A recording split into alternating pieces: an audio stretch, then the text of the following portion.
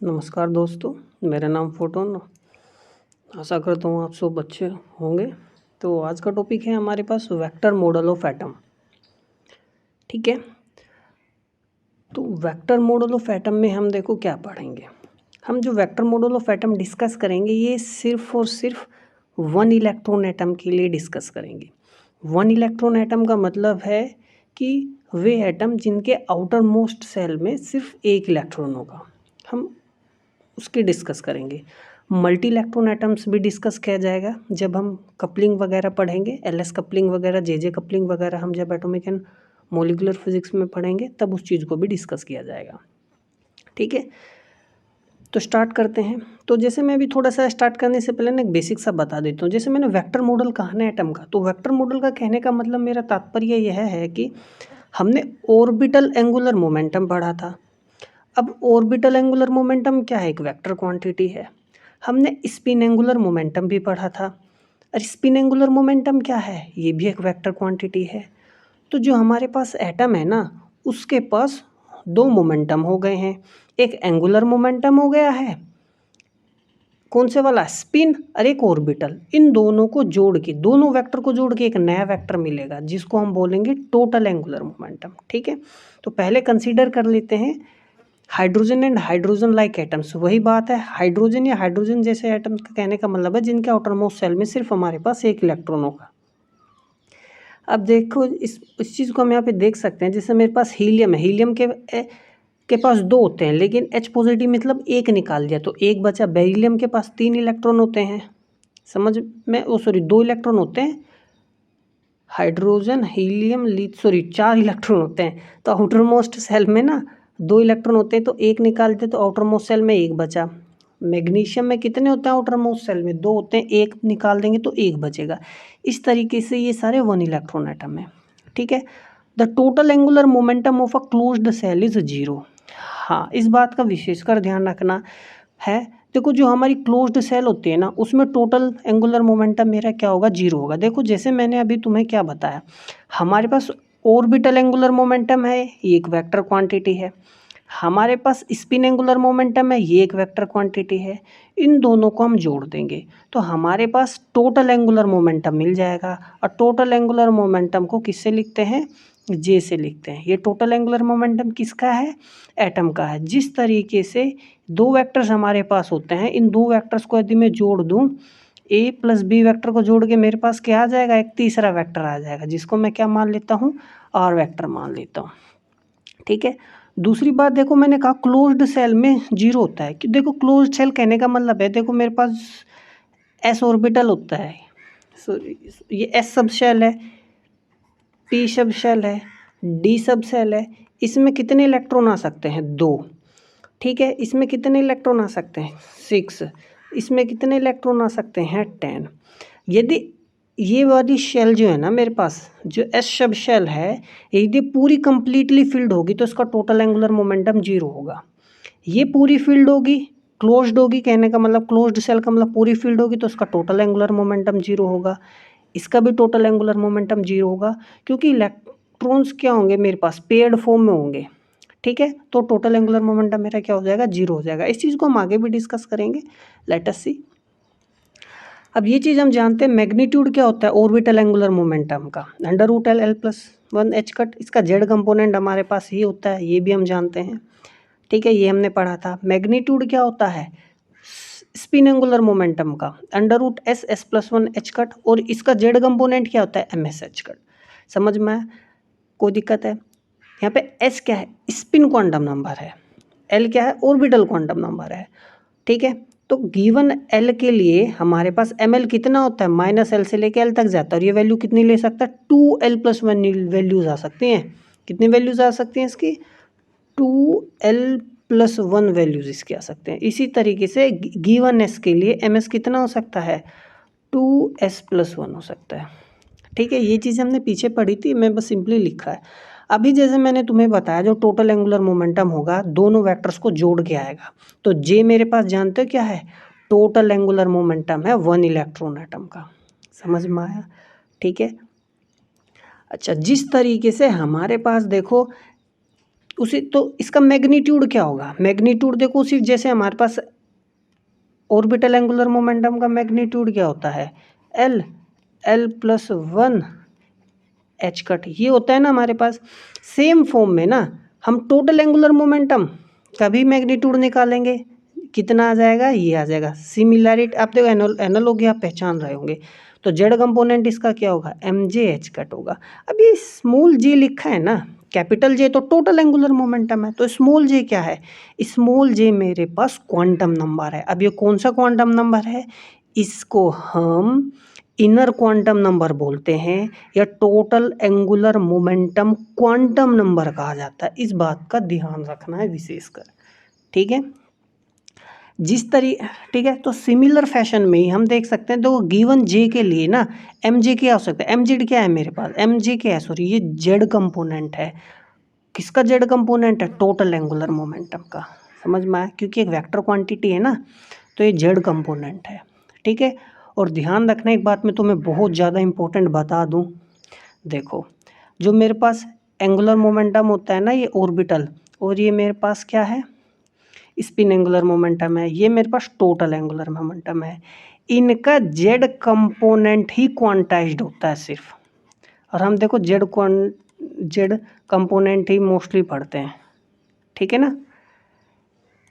L X L Y S X S Y ये quantised नहीं होता, मतलब ये कोई सा भी वैल्यू ले सकता है। समझ में, क्वांटाइजेशन में क्या होता है, डिस्क्रीट वैल्यूज ले सकते हैं। जैसे ये जेड है ना, ये क्वांटाइज्ड है, तो एम जे का सिर्फ यही वैल्यू पॉसिबल हो सकता है गिवन जे के लिए, और कोई वैल्यू पॉसिबल नहीं हो सकता, ठीक है। अब जैसे हमने बताया एम जे क्या है मेरे पास, मैग्नेटिक इनर क्वांटम नंबर है जो 2J+1 वैल्यूज ले सकता है, ठीक है। आगे चलते हैं। अब देखो जब हम वेक्टर मॉडल की बात कर रहे हैं ना, अभी वेक्टर मॉडल में देखो मैंने क्या बताया, दोनों वेक्टर्स को जोड़ देंगे एक नया वेक्टर मिलेगा जिसको हम क्या बोलेंगे, total angular momentum of an atom. अब इन दोनों की मैं दोनों साइड कंपैरिजन करूंगा, देखो इसका जेड कंपोनेंट इसका जेड कंपोनेंट किसके, टोटल एंगुलर मोमेंटम के जेड कंपोनेंट के इक्वल आएगा। अब आप सोचोगे प्लस माइनस क्या लगा दिया मैंने यहाँ पे, है ना। अब ध्यान से देखना, इस चीज़ को हम ऐसे समझते हैं। अब देखो जेड कंपोनेंट, देखो जैसे मेरे पास ये जेड एक्सिस है, ठीक है, और ये मेरे पास जो है ना एंगुलर एल है, तो इसका जेड कंपोनेंट इस डायरेक्शन में क्या होगा, एल जेड हो गया। समझ में आया। ये सपोज मेरे पास एस वेक्टर है, स्पिन एंगुलर मोमेंटम, तो इसका जेड इस डायरेक्शन में जेड डायरेक्शन में को कितना कंपोनेंट होगा, एस जेड होगा। तो दोनों एक ही डायरेक्शन में है ना, तो total angular momentum Z component कितना आ जाएगा, एल जेड प्लस के एस जेड आ जाएगा हमारे पास। दोनों एक ही डायरेक्शन में है, ऐड हो गए। अब यदि अपोजिट डायरेक्शन में, अब तो अपोजिट डायरेक्शन में कहने का मतलब देखो क्या है, अब यदि मेरे पास देखो एल कंपोनेंट जो ये एल वेक्टर है, तो ये तो सपोज एल जेड आ गया। समझ में आया या नहीं है, ठीक है। अब मेरे पास सपोज एस वेक्टर की डायरेक्शन ये है, तो देखो जेड कंपोनेंट इसका क्या होगा, ये होगा, ये क्या आ जाएगा, एस जेड आ जाएगा। अब दोनों की डायरेक्शन क्या है, अपोजिट है। तो अब इस केस में मान लो मेरा एल जेड कंपोनेंट ज़्यादा है, तो मैं क्या लिखूंगा, एल जेड माइनस के एस जेड, तो मेरे पास जेड कंपोनेंट ये आ जाएगा। समझ में आया, जो घटाना पड़ेगा ना, तो ये सिंपल है, 12th में भी हमने वेक्टर्स के बारे में पढ़ी होंगी अपनी चीज़ें, ठीक है। तो ये एल जेड ये सारे स्केलर क्वांटिटी है, पता है, क्योंकि हमने कंपैरिजन किया है ना, वेक्टर फॉर्म से हमने जेड कंपोनेंट लिख लिया। और जे जेड को हम क्या लिखते हैं, एम जी एच कट, इसको ये लिखा इसको ये लिखा, एच कट कॉमन आके हमारे पास कट गया। समझ में आया। अब एक सबसे ज़्यादा इंपॉर्टेंट बात अब यहाँ ध्यान रखना, देखो एम एल की वैल्यू यदि मेरे पास 2 है मान लो, तो एम एल कितना हो सकता है, -2 हो सकता है ना, -1 हो सकता है, 0 हो सकता है, 1 हो सकता है, 2 हो सकता है। यानी एम एल तो मेरे पास इंटीजर होगा, एम एल क्या होगा, इंटीजर होगा। और एम एस मैंने बताया था क्या होता है, एम एस मेरे पास देखो एन अपॉन में 2 होता है, एन अपॉन में क्या होता है 2, हाफ इंटीग्रल होता है, ये क्या होता है, हाफ इंटीग्रल। और इलेक्ट्रॉन के लिए वैल्यू, एन की वैल्यू यहाँ पे ना, इलेक्ट्रॉन की ये इंटीग्रल की फॉर्म में, इलेक्ट्रॉन के लिए वैल्यू होती है 1/2। तो हम या इलेक्ट्रॉन के लिए पढ़ रहे हैं, प्रोटॉन वगैरह या न्यूक्लियस वगैरह के लिए तो हम पढ़ नहीं रहे, हम सिर्फ 1 इलेक्ट्रॉन एटम के लिए पढ़ रहे हैं। तो एम एस क्या आ जाएगा, ±1/2 होगा। एस का वैल्यू 1/2 होगा तो एम एस क्या होगा, ±1/2। देखो ये इंटीजर है, ये फ्रैक्शन में है, तो इंटीजर और फ्रैक्शन को देखो जोड़ घटा के क्या आएगा, फ्रैक्शन की फॉर्म में ही आएगी, तो ये हाफ इंटीग्रल ही होगा। हाफ इंटीग्रल कहने का मतलब है 7/2 होगा, है ना। जैसे 7 की मल्टीप्लाई 1/2 आ गया ना, तो हाफ इंटीग्रल ही है। 9/2 है ना, 11/2, ये हाफ इंटीग्रल्स है मेरे पास। तो एम जे है ना हाफ इंटीग्रल ही आ सकता है। तो ध्यान रखना, मल्टीपल चॉइस क्वेश्चन में आपसे पूछ ले एम जे का वैल्यू क्या हो सकता है और दे दे आपको, उसमें इंटीजर्स भी लिखे हुए हों, नेचुरल नंबर्स भी लिखे हों, तो जो इंटीग्रल फॉर्म में होगा, कौन सा हाफ इंटीग्रल फॉर्म में होगा एम जे का, वही वैल्यू पॉसिबल है, और वैल्यू पॉसिबल हो ही नहीं सकता है। इस बात का ध्यान रखना, ठीक है। ठीक है, देखो ऐसे क्वेश्चन पूछता है, आपसे पूछेगा, अब पूछ एम जे का वैल्यू दे देगा कि ये कहेगा जो है 0 दिया, -1, ठीक है ना, 3 और कह देगा 7/2। तो कौन सा वैल्यू पॉसिबल है, तो ये नहीं हो सकता, ये भी नहीं हो सकता, ये भी नहीं हो सकता, यही आंसर आएगा, 7/2 ही आंसर पॉसिबल हो सकता है। ठीक है, आगे चलते हैं। अब देखो इस इक्वेशन से ना, 1 मिनट में ना थोड़ा पेन का बदल लेता हूँ, सॉरी। हाँ, चलते हैं आगे। अब देखो मेरा कहने का मतलब, देखो ना इस इक्वेशन की मदद से ना अब मैं क्वांटम नंबर से निकालूंगा। कौन सा क्वांटम नंबर निकालूंगा, ऑर्बिटल क्वांटम नंबर निकालूंगा, स्पिन क्वांटम नंबर निकालूंगा, और इनर क्वांटम नंबर जिसको हम टोटल एंगुलर क्वांटम नंबर भी बोलते हैं, वो निकालूंगा। अब कैसे, अब ध्यान से देखना। देखो एम जे का वैल्यू हम जानते हैं, सब एम जे का सब मैक्सिमम वैल्यू क्या होगा, प्लस जे होगा। प्लस जे से माइनस जे तक जाता है ना, तो इसका मैक्सिमम वैल्यू क्या लिया, जी हो गया। एम एल का मैक्सिमम वैल्यू क्या हो गया, एल हो गया, और इसका मैक्सिमम वैल्यू क्या हो गया, एस हो गया। ठीक है ना, एम एस का मैक्सिमम वैल्यू -s से लेके एस तक जाएगा ना, तो मैक्सिमम वैल्यू तो +s होगा। तो देखो इनका मैक्सिमम वैल्यू देखो मैंने लिखा, तो मैक्सिमम वैल्यू इसका मेरे पास मैक्सिमम वैल्यू ये होगा, इसका ये होगा, इसका ये होगा, इन दोनों को इस फॉर्म में मैं लिख सकता हूँ इस चीज़ को। ठीक है, अब ध्यान से देखना, in case of 1 electron atom there are only 2 relative orientation possible. अब 2 ओरिएंटेशन ही पॉसिबल है ना, कैसे, अब देखो जे तो एक बार मेरे पास L+s आ गया क्वांटम नंबर, और एक बार quantum number, total quantum number मेरे पास कितना आ गया, L-s आ गया। अब ध्यान से देखना, ऑर्बिटल क्वांटम नंबर और स्पिन क्वांटम नंबर को जोड़ के टोटल क्वांटम नंबर आ रहा है या इनर क्वांटम नंबर आया है, तो इसका मतलब ये ज़्यादा हुआ। तो यहाँ से हम कह सकते हैं मेरा टोटल क्वांटम नंबर जो है ना, टोटल एंगुलर मोमेंटम जो है वो ज़्यादा है किससे, ऑर्बिटल एंगुलर मोमेंटम से। ऐसा हो सकता है, या माइनस का साइन लेंगे। अब देखो साफ साफ पता चल रहा है, एल में से ना ऑर्बिटल क्वांटम नंबर में से हमने कुछ घटाया है, हमने क्या किया है, कुछ चीज़ घटाई है, तो स्वाभाविक सी बात है एल ही ज़्यादा होगा। इस चीज़ को हम ऐसे भी समझते हैं, -s है ना, उधर जाके +s हो जाएगा, तो जे में कुछ जोड़ेंगे तब जाके एल आएगा, यानी एल का वैल्यू यहाँ पे मैक्सिमम है।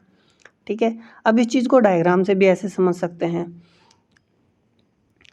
तो देखो एल में मैंने क्या जोड़ दिया, एस जोड़ दिया, तो मेरे पास ये जे आ जाएगा, जे इक्वल टू L+s हो गया।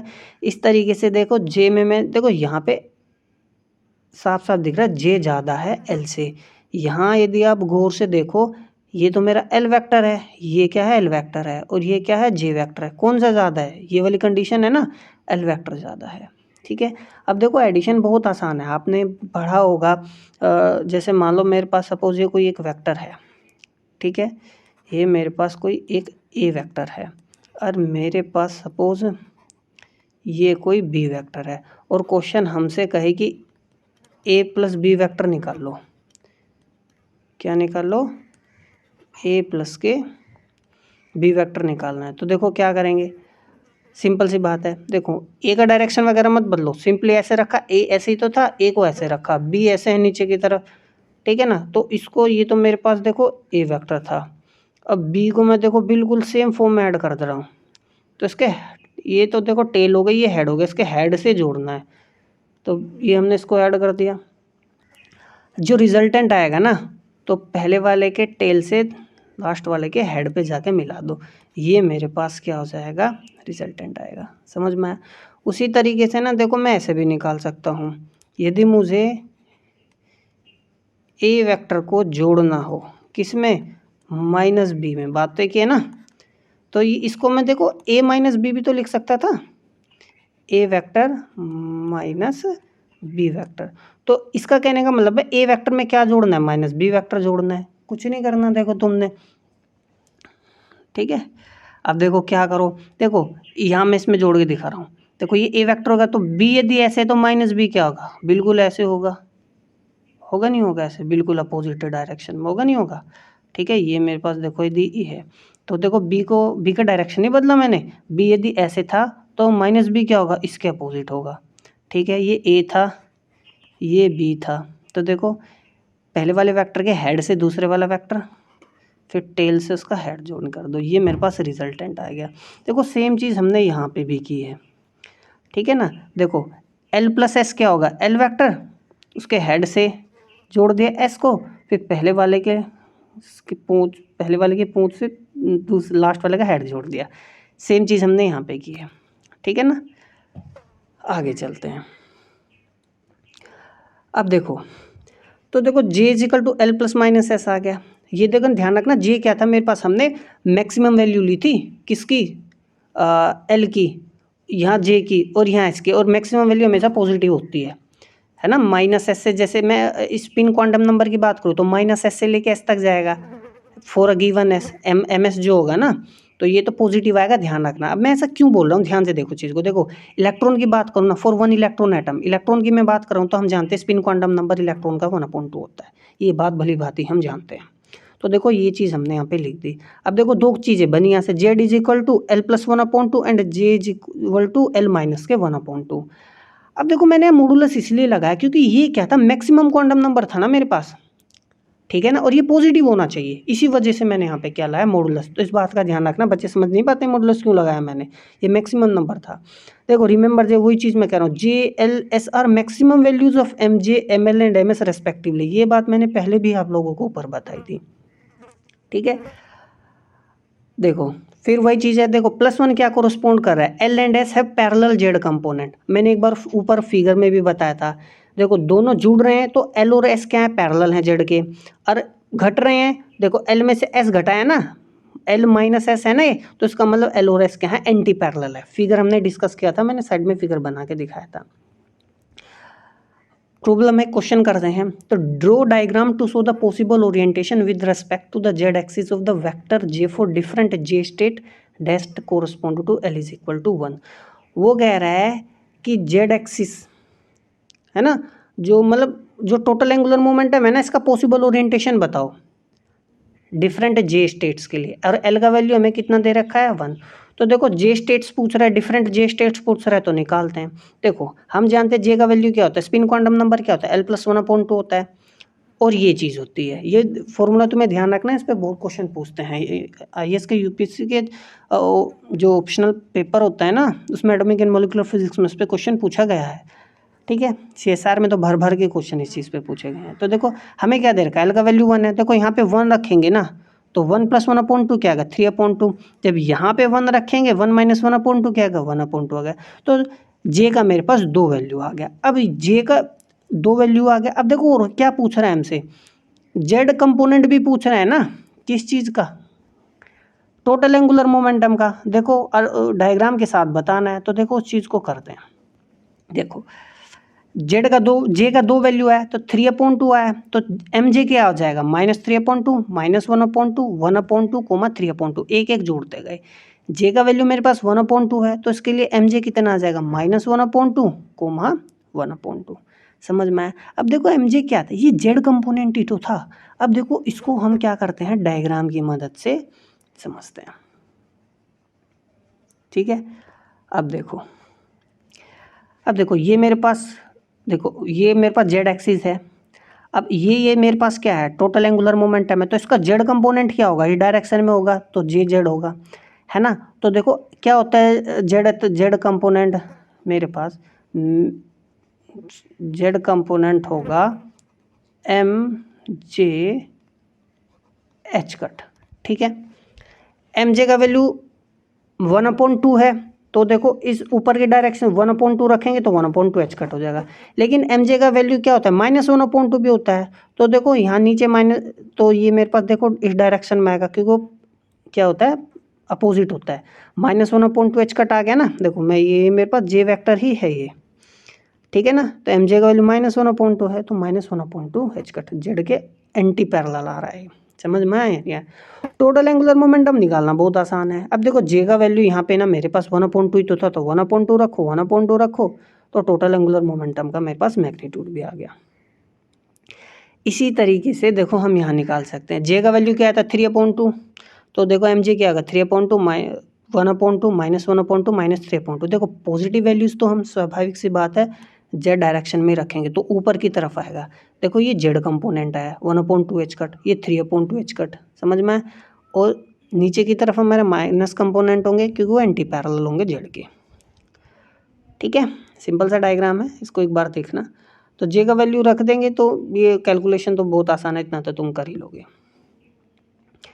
तो ये एक्चुअली में स्पेस क्वांटाइजेशन था, है ना। क्वांटाइज्ड ही तो क्या है ना, टोटल एंगुलर मोमेंटम को। अब आप देख सकते हो जो टोटल एंगुलर मोमेंटम है ना, देखो डिफरेंट एंगल्स ले सकता है, ये एक एंगल ले लिया है ना, ये टोटल एंगुलर ये मेरे पास टोटल एंगुलर मोमेंटम ही तो था जे, और ये मेरे पास जेड एक्सिस थी। तो स्पेस में इट कैन हैव, देखो इस केस में it can have 4 different angles, 4 discrete positions, है ना, 4 डिस्क्रीट पोजीशन हो सकती है। ऐसे भी निकाल सकते हो 2j+1, है ना। अब देखो 2j का वैल्यू कितना आया था 3/2 आया था ना यहाँ पे, +1, एक कट गया, 3 और 1 4, 4 आया ना। अब यहाँ फिगर से भी देख सकते हो 1 2 3 4, 4 एंगल पॉसिबल है हमारे यहाँ पे। तो ये क्वांटाइजेशन ही है, समझ में आ गई बात। बात करते हैं देखो total angular momentum in free space. अब देखो हमारे पास जो एटम है ना, एटम में जो इलेक्ट्रॉन है, हमने क्या देखा, हमने देखा उसका जो ऑर्बिटल एंगुलर मोमेंटम था और स्पिन एंगुलर मोमेंटम था, दोनों को हमने ऐड कर दिया तो टोटल एंगुलर मोमेंटम आ गया। अब यदि हम बाहर से मैग्नेटिक फील्ड भी प्रोवाइड कर सकते हैं और नहीं भी प्रोवाइड कर सकते हैं, ठीक है। अब दोनों केस देखना, तो जब मेरा एटम फ्री स्पेस में है यानी एटम को मैग्नेटिक फील्ड में नहीं रखा गया, एक्सटर्नल मैग्नेटिक फील्ड में नहीं रखा गया है। अब देखो जो एटम है ना वो टाइनी मैग्नेट की तरह ही होता है। अब उसके पास मैग्नेटिक फील्ड कहाँ से है, हमने पढ़ा था देखो कि इलेक्ट्रॉन्स ऑर्बिटल मोशन करते हैं नहीं करते हैं। अब करंट लूप की तरह बिहेव करेगा। अब देखो तो करंट लूप में इलेक्ट्रॉन्स क्या होता है, एक्सेलरेटेड मोशन तो होता ही है ना, कुछ फिक्स्ड स्टेशनरी ऑर्बिट्स होते हैं ना। अब जिसकी वजह से मैग्नेटिक फील्ड प्रोड्यूस होता है, तो मेरा जो करंट लूप होता है ऑर्बिट्स में, वो करंट लूप किस तरह के बिहेव करता है, मैग्नेटिक डायपोल की तरह बिहेव करता है। तो ध्यान से देखो जो मेरा एंगुलर मोमेंटम है एटॉमिक इलेक्ट्रॉन्स का L and S interact magnetically, orbital angular momentum, spin angular momentum, they interact magnetically. Atom के अंदर जो एल और एस मोमेंटम है ना वो मैग्नेटिकली एक दूसरे से इंट्रैक्शन करते हैं। क्यों, क्योंकि जो मैग्नेटिक फील्ड ऑर्बिटल मोशन के कारण प्रोड्यूस होगा, जो मैग्नेटिक फील्ड स्पिन के कारण प्रोड्यूस होगा, वो एक दूसरे से क्या करेंगे, इंटरेक्ट करेंगे मैग्नेटिकली। इसी चीज को बोलते हैं स्पिन ऑर्बिट इंटरेक्शन। समझ में आया क्या बोलते हैं, स्पिन ऑर्बिट इंटरेक्शन। अब जब दोनों मैग्नेटिक, अब देखो एल के मैग्नेटिक फील्ड में एस है और एस के मैग्नेटिक फील्ड में क्या है, एल है। अब हम जानते हैं, हमने पढ़ा था, हमने ऑर्बिटल मैग्नेटिक डाइपोल पढ़ा था, हमने स्पिन मैग्नेटिक डाइपोल भी पढ़ा था। अब डाइपोल मैग्नेटिक फील्ड में है, देखो ये अंदर का मैग्नेटिक फील्ड है, बाहर से हमने अप्लाई नहीं किया, ठीक है ना। तो एक दूसरे पर ये क्या लगाएंगे, टॉर्क लगाएंगे, क्या लगाएंगे, टॉर्क लगाएंगे। तो these internal torques do not change the magnitude of the vectors L and S but cause them to precess uniformly around their resultant. बात इंपॉर्टेंट ये है कि एक दूसरे पर ये टॉर्क तो लगाएंगे लेकिन वो टॉर्क इनका मैग्नीट्यूड नहीं बदलेगा, बस ये प्रीसेस करेंगे, क्या करेंगे, प्रीसेस करेंगे, घूमेंगे किसके चारों तरफ, रिजल्टेंट वेक्टर के चारों तरफ। समझ में आ गई बात, ध्यान रखना इस बात का। If an atom is in free space, free space कहने का मतलब है कोई टॉर्क उस पर नहीं लग रहा, बाहर से एक्सटर्नल टॉर्क उस पर है ही नहीं। जब बाहर से कोई टॉर्क नहीं लग रहा तो टोटल एंगुलर मोमेंटम तो कंजर्व्ड रहेगा ही रहेगा, सीधी सी बात है। इन मैग्नीट्यूड एंड डायरेक्शन, मतलब उसका टोटल एंगुलर मोमेंटम नहीं बदलने वाला, जिस डायरेक्शन में वो पहले था उसमें ही रहेगा। या हम ऐसे कह सकते हैं angle between L and S remains invariant, angle भी नहीं बदलेगा एल और एस के बीच में। देखो इस चीज़ को ना मैं तुम्हें ऐसे बताता हूँ, फिगर ध्यान से देखना, अब समझ में नहीं आएगा ना तो देखो अब समझ में आ जाएगा। अब देखो ये मेरे पास क्या है, एल है, और ये मेरे पास क्या है, एस है, ठीक है। अब एल क्या कर रहा है, प्रीसेस कर रहा है जेड डायरेक्शन में, एक पर्टिकुलर डायरेक्शन में हमने पढ़ा था, और जब हमने मैग्नेटिक डायपोल मूवमेंट पढ़ा था तो ये प्रीसेस कर रहा है।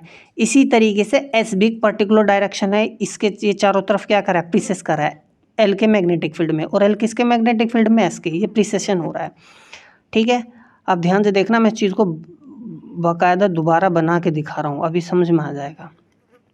देखो ये मेरे पास क्या है, एल वेक्टर है, ठीक है। ये मेरे पास क्या है, एस वेक्टर है, ये एल वेक्टर है, एस वेक्टर है। अब देखो इन दोनों का रिजल्टेंट क्या है, जे वेक्टर है।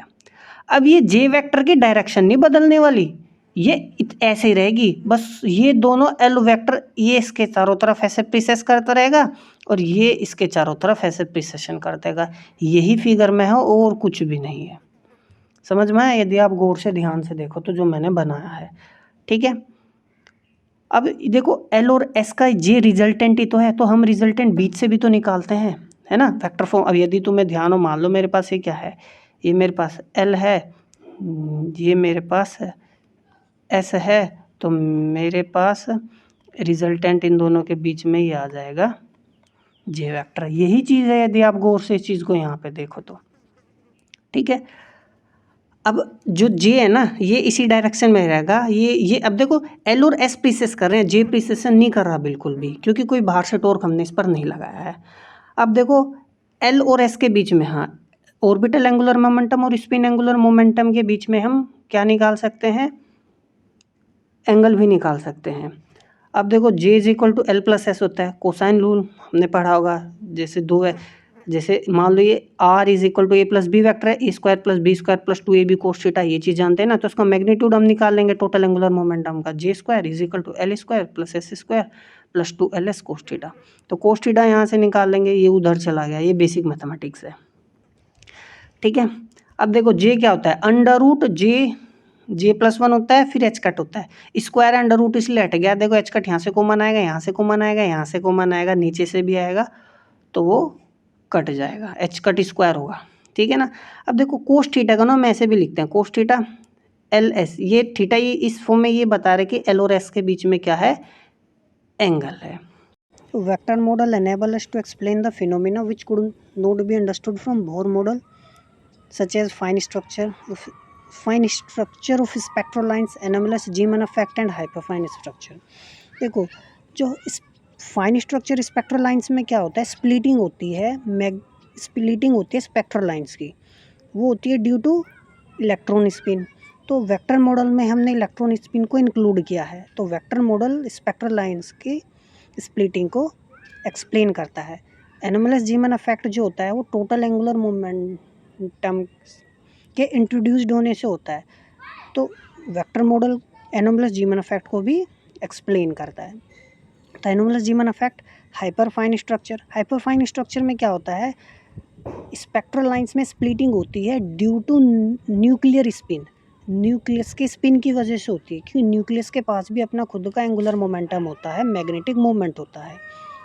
तो ये चीज़ें हम आगे भी डिस्कस करेंगे, बस ये फ़िलहाल के लिए भी वैसे ही बताया गया है। आगे हमारे पास है टोटल एंगुलर मोमेंटम इन एक्सटर्नल मैग्नेटिक फील्ड। अब देखो हमने total angular momentum in free space पढ़ा, फ्री स्पेस में हमने देखा था एल और एस प्रीसेशन करते हैं अराउंड जे। एक्सटर्नल मैग्नेटिक फील्ड में भी क्या होता है, एल और एस प्रीसेशन करेंगे जे के, लेकिन जब हम एक्सटर्नल मैग्नेटिक फील्ड अप्लाई करेंगे तो इस केस में जे जो है मैग्नेटिक फील्ड डायरेक्शन के अराउंड भी प्रिसिएशन करेगा। जब फ्री स्पेस में था तो जब जे प्रिसिएशन नहीं कर रहा था, जे का फिक्स्ड डायरेक्शन था, जे जो था हमारा कंसर्व्ड था। लेकिन एक्सटर्नल मैग्नेटिक फील्ड में देखो जे जो है ये प्रिसिएशन कर रहा है ना अराउंड मैग्नेटिक फील्ड, इस केस में जे जो है वो प्रिजर्व हमारा नहीं है। अब जो हमारे पास जे है ये प्रिसिएशन जो मैग्नेटिक फील्ड के चारों तरफ कर रहा है ना, तो इसकी वजह से 2J+1 कंपोनेंट्स हमारे पास इंट्रोड्यूस होंगे और वही कंपोनेंट हमारा एक्सप्लेन करते हैं एनोमलस जीमन इफेक्ट को। पहले जब वेक्टर मॉडल नहीं था तो एंगुलर मोमेंटम को, टोटल एंगुलर मोमेंटम जो हमारे पास था तो उसको वेक्टर फॉर्म में हम लिखते नहीं थे, पता नहीं था एनोमलस जीमन इफेक्ट में जो स्पेक्ट्रल लाइंस है वो आ कहाँ से रही हैं, ठीक है, तो एक्सप्लेन नहीं किया जा रहा था। तो वेक्टर मॉडल ने एनोमलस जीमन इफेक्ट को भी एक्सप्लेन किया है। दूसरी बात, hyperfine structure of spectral lines. देखो जो न्यूक्लियस होता है हमारे पास उसका भी खुद का एटॉमिक मैग्नेटिक मूवमेंट होता है और उसका भी एंगुलर मोमेंटम होता है। तो वेक्टर मॉडल में हम जब उनको भी इंट्रोड्यूस करते हैं, न्यूक्लियस के टोटल एंगुलर मोमेंटम को भी जब हम इंट्रोड्यूस करते हैं तो hyperfine structure of spectral lines को भी एक्सप्लेन किया जा सकता है, ठीक है। तो ये था हमारा vector model of an atom, hyperfine structure, anomalous Zeeman effect और spectral lines, fine structure spectral lines. इन चीज़ों का हम बाकी डिटेल में भी करेंगे। ये तो यहाँ पे एक ओवरव्यू के लिए मैंने बताया कि वेक्टर मॉडल इन चीज़ों को कैसे एक्सप्लेन करता है, ठीक है। और अगले टॉपिक में मिलते हैं।